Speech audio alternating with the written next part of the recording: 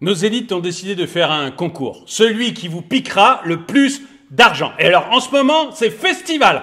Tout le monde a son idée pour une nouvelle taxe. Je vous en ai parlé de plusieurs, notamment les taxes sur les transports, la TVA qui devrait doubler sur les réparations ou les petits travaux dans le bâtiment. Et là, maintenant, c'est la Cour des comptes. Ah, la Cour des comptes aussi, elle se sent pousser des ailes. Elle trouve des nouvelles taxes. Elle voudrait vous mettre en place une taxe soja.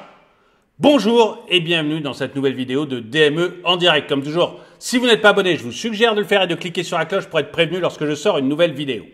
Je suis désolé, je suis énervé. Je suis énervé parce que tout à l'heure, je parlais de réchauffement climatique et à quel point tout ce qu'on vous demandait, toutes les nouvelles taxes qu'on voulait vous mettre sur la tête, tous les nouveaux impôts, toutes les nouvelles restrictions ne servaient à rien. Eh bien là, on a encore le cas d'une super taxe, ou plutôt de deux super taxes, qui ne servent à rien, mais qui sont dans la bien-pensance, qui vont juste vous permettre à l'État de vous en piquer un petit peu plus, de vous piquer un petit peu plus d'argent. Et cette fois-ci, c'est la Cour des comptes qui a une super idée. Après la taxe soda, la Cour des comptes propose la taxe soja. La taxe soda. Vous vous rappelez la fameuse taxe soda? On va taxer votre Coca-Cola, on va taxer votre soda, votre Fanta, votre je ne sais pas les autres marques, je m'en fous. Tout ça pour que vous soyez moins obèses, pour freiner l'obésité. C'était la grande voie, c'était la grande mode. On allait vous prendre 50 centimes sur une bouteille et alors forcément, ça allait vous faire reculer vos achats. Vous n'alliez plus en acheter. Voilà, le bon sentiment. Donc forcément, vous pouviez qu'être pour, puisque c'était pour faire reculer l'obésité. La réalité, c'était uniquement pour vous prendre un peu plus d'argent. Et ça a bien marché. Alors maintenant, voilà, on se dit, tiens, taxe soja. On va piquer de l'argent sur votre soja. Merveilleux, non? Ces gens ont de l'idée, hein. Bon, en dehors de vous taxer, ils ne savent pas faire grand-chose. Il faut le reconnaître. En dehors de vous taxer, c'est plutôt mou. Hein, c'est plutôt... si vous réglementez aussi ça, ils savent bien vous dire... votre maison, là, pas assez isolée, vous devez l'isoler si vous voulez pouvoir la vendre ou la louer. Ça, ils savent bien faire aussi. Ah, vous voulez vous voyager en avion? Ah non, c'est pas bon, l'avion, c'est pas bon. On va mettre des taxes sur l'avion et puis en plus, on va vous obliger à faire que 4 voyages dans toute votre vie. Enfin, c'est pas encore passé les 4 voyages dans toute votre vie, mais alors, on en parle tellement là qu'on sent qu'il y a vraiment un désir aussi de vous flamber là-dessus. Bon. Donc la taxe soja, c'est l'invention du jour de nos génies qui ne savent finalement que vous taxer, vous restreindre, hein, qui sont incapables. Alors, leur demandez pas de vous protéger en ayant une police ou une justice efficace. Hein. Non. S'il y a des voyous qui veulent mettre à sac tous les magasins pendant 5 jours, on va les laisser faire. Hein, là, il n'y a pas de problème. Là, tout va bien. Mais par contre, pour vous taxer et vous restreindre, vous, ah ouais, ça ils sont très très forts. Pour réduire les consommations à risque, l'institution veut renforcer la fiscalité nutritionnelle existante et l'étendre à d'autres produits. Mais c'est pour votre bien. Moi, il y a eu un film, je ne me rappelle plus comment il s'appelait. Le sous-titre, c'était « Un ami qui vous veut du bien ». Et en fait, un gars retrouvait un vieil ami qu'il n'avait pas vu depuis 20 ans peut-être. C'est un film espagnol. Et ce vieil ami avait l'air très très sympa. Et puis il se met à complètement rentrer dans la vie du gars. Mais alors complètement, jusqu'à la fin, il tue sa petite amie. Disant non mais elle n'était pas bien pour toi, elle te faisait du mal, elle te faisait souffrir, c'était pas la personne qui te fait l'air, je l'ai tuée. Ben c'est vraiment ça, voilà. Hein, vous buvez du coca, mais vous êtes des grands enfants en fait. Hein, vous buvez du coca, vous mangez des bonbons, mais vous n'êtes pas capable de gérer votre poids. Hein, bon, vous avez 45 ans, vous êtes légèrement en surpoids, ok, mais vous restez un enfant aux yeux de l'État. Vous êtes quand même un gros couillon pour Emmanuel Macron, ou pour tous ces hauts fonctionnaires. Donc il faut que l'État vous prenne par la main et vous dise ce que vous avez le droit de manger. Voilà. Vous avez 40 ans, l'État va vous dire ce que vous avez le droit de manger, comme votre grand-mère, quand vous étiez bébé. Hein? Il va vous dire, non, le Nutella, c'est pas bien, mon grand. Je veux pas que tu manges du Nutella. Hein? Un peu comme le faisait maman. La 4e tartine, c'est trop. Non. 2 tartines le matin, mon grand, ça suffit.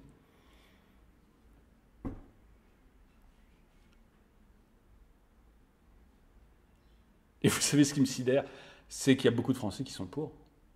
Il y a beaucoup de Français. Je commence à croire que la France n'est pas du tout fait pour la démocratie. En fait, ce qui fait triper les Français, ce qu'ils veulent, c'est un Napoléon ou un général de Gaulle qui prend le pouvoir fortement, et qui leur dise à quelle heure il faut aller pisser. C'est ça qui fait rêver les Français. Un chef qui vous dit à quelle heure vous devez aller pisser. On n'a pas une culture démocratique. On a vraiment une culture du chef qui nous impose ses lois, qui nous impose ses vues. Ben non, pas moi. Vous voyez. Surtout quand on voit les résultats du chef, excusez-moi. Hein, Napoléon, on pouvait à la limite se dire, ok, il y a des vrais résultats, mais bon, enfin, ça s'est arrêté quand même un moment, hein, enfin, juste remarquer, mais ok, il y a des vrais résultats, mais là, aujourd'hui, ces 40 dernières années, c'est quoi les résultats? Si ce n'est un appauvrissement. Je regardais encore une courbe récemment, on voyait l'évolution du PIB par habitant. En France, ça stagne. Et aux États-Unis, alors c'est l'évolution du PIB par habitant depuis le Covid. En France, ça stagne. On regardait, il y avait d'autres régions du monde, alors de mémoire États-Unis, mais il y avait aussi d'autres pays européens, ça montait fortement. Nous, ça stagnait. Et je pense que si on regarde sur 40 ans, moi j'ai plutôt l'impression qu'on a perdu, quoi. Dites-moi ce que vous en pensez dans les commentaires. La première taxe sur le sucre remontait à l'époque de l'Antiquité romaine. Mais aujourd'hui encore, le Conseil des... Alors, on parle d'Antiquité romaine, je vais en profiter, hein, on a un peu de temps.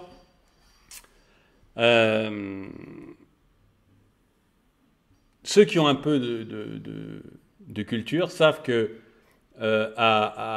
au temps de l'Antiquité romaine, on a également taxé les toilettes. Hein, il y avait une taxe sur les toilettes au temps de l'Antiquité romaine. C'est l'empereur Vespasien qui a mis ça en place.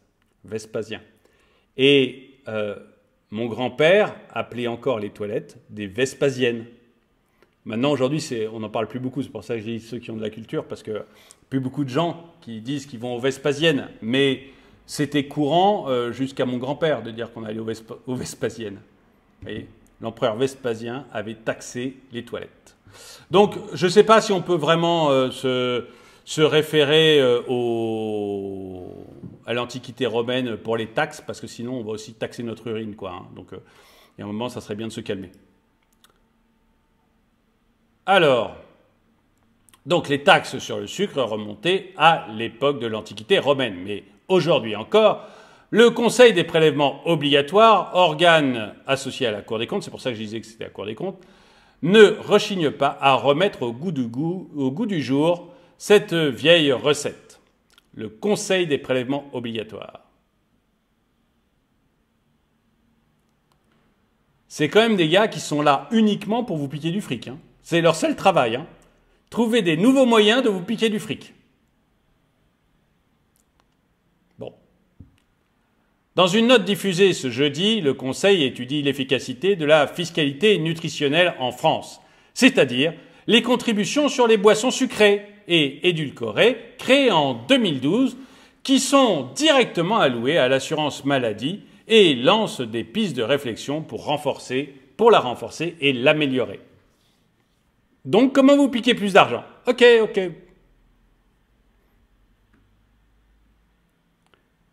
Premier constat des experts, la fiscalité nutritionnelle, quand elle est bien pensée, fonctionne. Une littérature économique fournie montre que la fiscalité sur les boissons à base de sucre ajouté conduit à une augmentation des prix des boissons. Ah bah merci. Ah bah alors là, ah bah dis donc. Et des boissons ciblées et une diminution des ventes d'autant plus marquée parmi les personnes en situation de surpoids et d'obésité. Vous voulez dire que quand j'augmente les taxes, je vais augmenter le prix? Et si j'augmente le prix, je baisse les ventes? Alors maintenant, vous allez me dire, est-ce que vous... Me dites pas les gens en général, vous voyez, parce que je sais que le voisin est toujours un con, hein, qui n'est pas capable de se maîtriser. Hein, on est d'accord, hein, votre voisin est un imbécile qui n'est pas capable de se maîtriser. Ok, mais vous personnellement,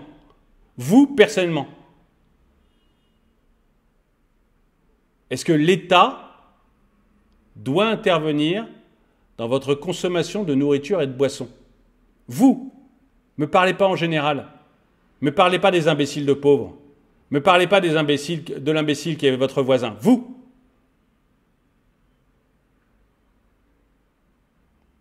Est-ce que l'État doit intervenir sur la façon, sur ce que vous mangez et ce que vous buvez? Moi, non. Moi, je suis en surpoids. Il n'est pas question que l'État intervienne sur mon régime alimentaire. J'ai passé l'âge. J'ai passé l'âge. Maman intervenait sur mon régime alimentaire. Ma grand-mère intervenait sur mon régime alimentaire.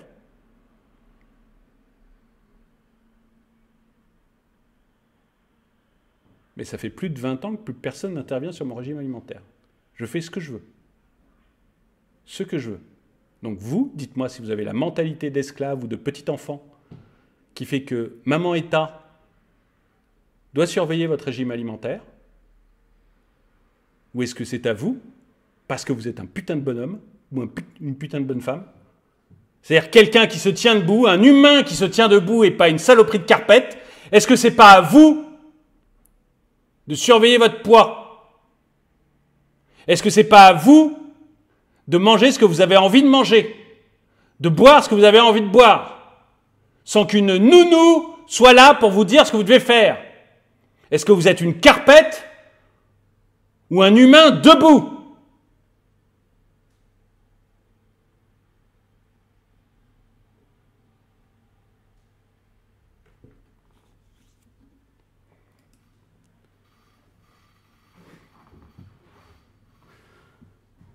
Parce que je vais vous dire, hein,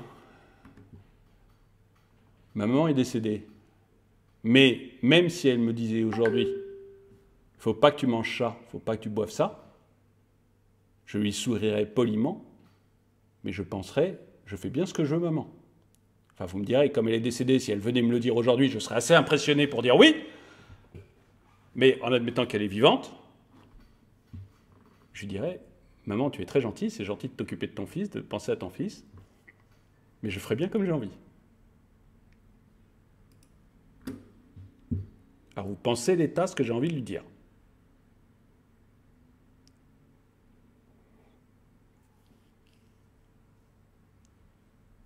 Et si je vous ai dit, vous, qu'est-ce que vous en pensez pour vous, et pas pour votre voisin, ou pas pour les pauvres, ou pas pour les imbéciles?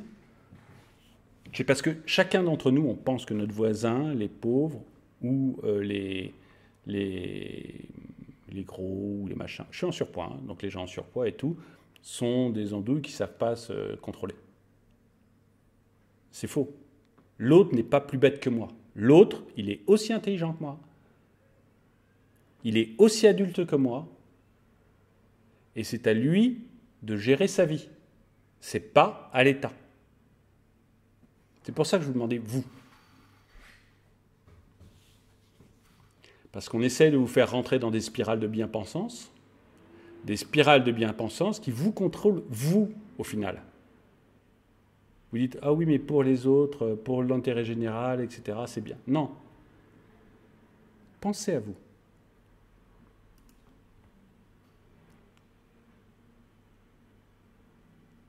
Même si le Conseil note que même si le Conseil note que ce type de dispositifs fiscaux peut être mal accepté par les consommateurs, surtout les plus modestes. Oui, parce que voilà. Alors je disais les pauvres, dans ma bouche, il faut savoir que ça n'a rien de péjoratif quand je dis les pauvres. Hein. Quand je dis les pauvres, pour moi, ça n'a rien de péjoratif. Rien du tout.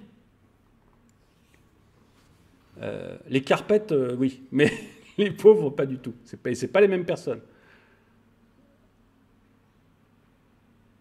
Tu m'étonnes que c'est mal vécu par les consommateurs qui galèrent, parce qu'il y a une forte inflation, donc surtout les plus modestes, qui galèrent parce qu'il y a une forte inflation, qui aiment boire leur coca pour des raisons qui leur appartiennent.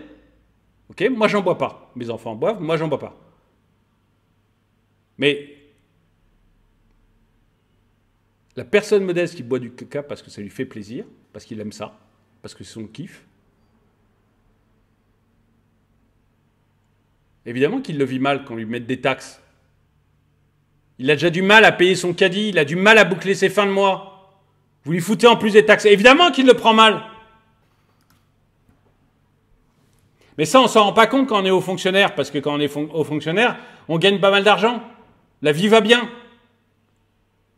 On ne sait pas ce que c'est que galérer. Tout ce qu'on fait, c'est qu'on regarde les gens d'en haut. Ah, les crétins de pauvres. Ah, les imbéciles de gros.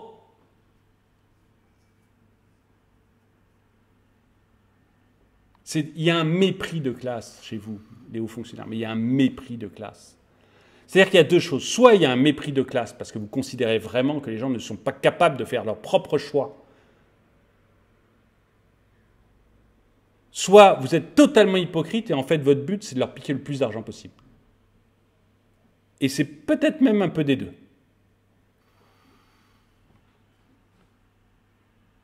Le mépris de classe et la volonté de piquer le plus d'argent possible, c'est vraiment le syndrome de la bien-pensance, quoi.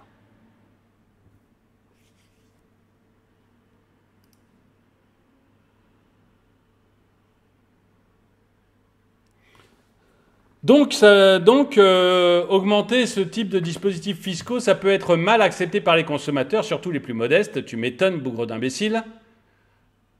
On observe qu'il ne pèse sur les ménages que s'il n'existe pas de produits de substitution plus sains et absorbables et abordables par les consommateurs. L'eau minérale peut remplacer le soda, par exemple. Mais quelle bande d'enfoirés! Mais quelle bande d'enfoirés! Je suis un gros consommateur d'eau minérale. Vous voyez, voilà, je suis en surpoids. Je suis un gros consommateur d'eau minérale. Je ne bois pas de coca, mes enfants en boivent. Mais jamais je m'autoriserai à penser. Mais jamais je m'autoriserai à dire, mais les pauvres un peu gros, faut qu'ils se mettent à l'eau minérale plutôt que de boire du coca. Donc je vais foutre des taxes sur le coca pour les obliger à se mettre à l'eau minérale. Mais pour qui vous vous prenez? Mais pour qui vous vous prenez pour dire des choses comme ça aux gens? Mais franchement, mais pour qui vous vous prenez?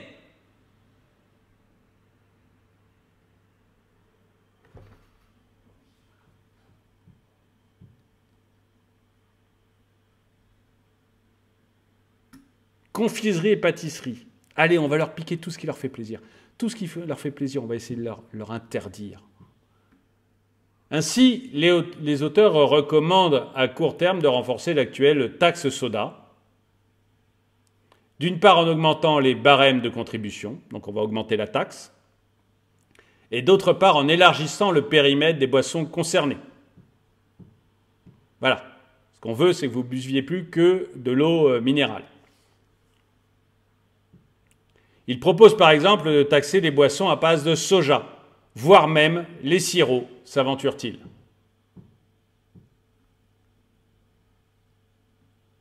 À moyen terme, les experts... Moi, je suis désolé, hein, je parle, mais je trouve ça... Mais jusqu'où on va accepter que ces gens nous gouvernent, quoi? J'aimerais faire un sondage, voir si les Français sont pour ce genre de truc, mais... À moyen terme, les experts de la Cour préconisent d'étendre ce type de dispositif au-delà des boissons en ciblant les aliments sucrés qui font l'objet d'une consommation importante, en particulier parmi les jeunes. Mais là aussi, c'est pas vous. Je suis désolé. J'éduque mes enfants. Vous voyez ? Moi, je suis responsable du Nutella qu'ils mangent, je suis responsable du coca qu'ils boivent, des trucs sucrés qu'ils consomment. Et je suis responsable de leur apprendre à bien manger. Moi, pas vous! Moi, pas l'État! Moi. L'État, je lui demande à ce que mes enfants soient en sécurité quand ils se baladent dans la rue. Et excusez-moi, c'est pas tellement le cas. Je lui demande à ce qu'on leur apprenne le français, les maths, l'histoire, l'anglais, bref, les choses basiques. Et excusez-moi, c'est pas tellement le cas. Pour le reste, je vais me débrouiller. Leur sexualité, je vais me débrouiller. Leur façon de manger, je vais me débrouiller. Ok? Foutez-nous bien la paix. Quelle condescendance, mais c'est incroyable, hein? À moyen terme, les experts de la Cour préconisent donc d'étendre ce type de dispositif au-delà des boissons en ciblant les aliments sucrés qui font l'objet d'une consommation importante, en particulier chez les jeunes. On fait ce qu'on veut, bande de vieux cons.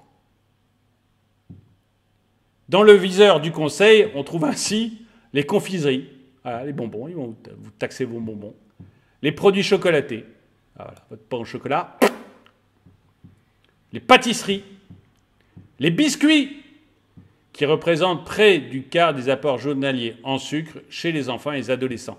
Laissez les parents se démerder avec les enfants et les adolescents. Laissez les parents se démerder. Là, votre volonté, c'est juste de piquer de l'argent aux parents et de vous substituer à eux. Je n'ai pas besoin d'un État nounou, je n'ai pas besoin d'un État qui regarde comment je vis. Les aliments contenant des additifs reconnus comme nocifs pour la santé des consommateurs pourraient également être plus taxés selon les recommandations à la note. Là aussi, soyons clairs, s'il y a des ingrédients nocifs, soit c'est interdit parce que c'est vraiment nocif. Je veux dire, s'il y a du curare ou je ne sais quelle saloperie dans un aliment, vous l'interdisez. Là oui, là c'est votre boulot, parce que moi je ne peux pas vérifier tous les ingrédients.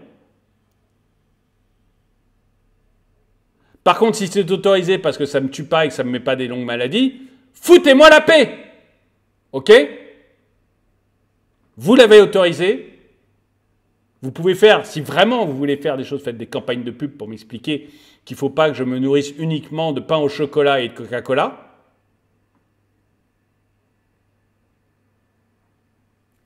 Mais foutez-moi bien la paix, quoi.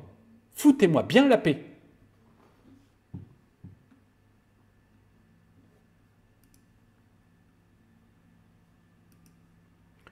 Autre enjeu de santé publique, les auteurs rappellent au passage que la Cour des comptes recommande depuis 2016 d'améliorer la cohérence de la fiscalité sur les boissons alcoolisées et préconise le prélèvement des droits d'accise afin de contribuer à réduire les consommations à risque.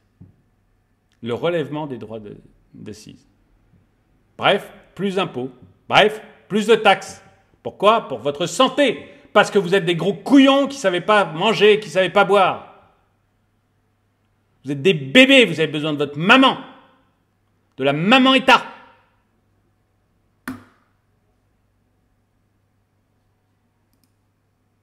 Sans hauts fonctionnaires pour diriger vos vies, vous êtes foutus. L'idée d'une taxe globale, tout en saluant l'efficacité de la fiscalité incitative pour l'alimentation, la note attire l'attention des décideurs sur la nécessité de bien calibrer les mesures. Car une taxe nutritionnelle insuffisamment ou mal ciblée est susceptible d'avoir des effets limités, voire adverses, en raison des substitutions parfois difficilement prévisibles opérées par les consommateurs. Et oui, certains consommateurs ne vont pas boire l'eau que vous espérez, parce que vous avez interdit le parce que vous avez fortement taxé leur Coca-Cola ou leur Fanta. Ils n'iront pas vers l'eau que vous souhaitez. Ils peuvent se diriger vers d'autres boissons. Oh.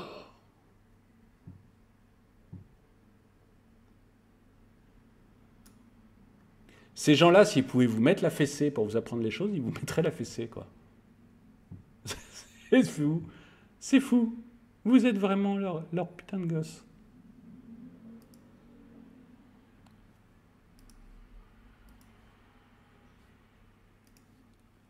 En raison de cet indispensable ciblage des taxes nutritionnelles, les experts restent réservés sur l'idée qui circule. Taxer tous les produits alimentaires en fonction de leur qualité nutritionnelle, c'est-à-dire de leur Nutri-Score. Tous les aliments. Une deuxième TVA, quoi, hein, une deuxième TVA. Le rapport juge que la mise en place d'une taxe globale sur la qualité nutritionnelle des produits demeure à ce jour hors de portée, car elle nécessiterait une génération de Nutri-Score, du Nutri-Score, qui, malgré sa popularité, demeure facultative, ainsi que la mise en place d'une infrastructure administrative lourde.